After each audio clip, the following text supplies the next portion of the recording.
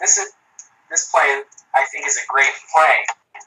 However, it is one of those plays that while it intellectually stimulated me, I do despise it. It reminds me of Persona by Bergman, in that a lot of devices are used, and almost pretension is used, and it's basically you just wagging your dick around throughout the entirety of this play, and saying what a great playwright you are. Well, just so you know, this play, I watched The Silence by Bergman before, so I wanted to have the train and the thing, the hotel. I also had the idea of the Shining Hotel in my mind. I mentioned this within the play too, and also there's the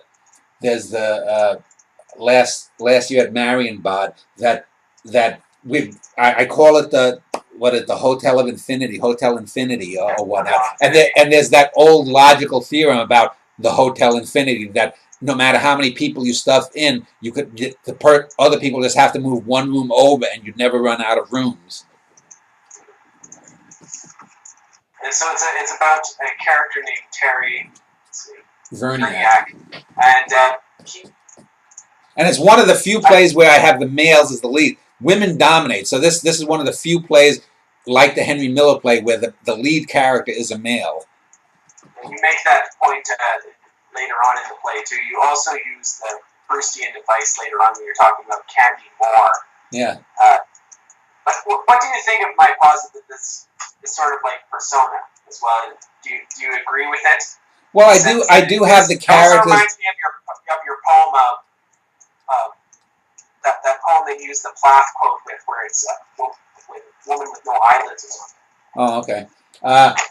Well, I mean, this is not a play I like either, but it was one that I wanted to do. Originally, I was going to have it more realistic, but but really, just the day before I started the play, I said a couple of weeks ago, I said, let me watch this Bergman film. Sometimes you get these ideas that in your mind, and I watch the film, I said, oh, that's it. I was originally going to have this more as a play, the Terry Verniak character having these two things. The missing girl from his teen years during the bicentennial summer. Did he kill her? Did he not kill her? The fact that he cut off 2 of his fingers as a kid and couldn't feel, he was desensitized somehow. That's that the real character it's based on did that.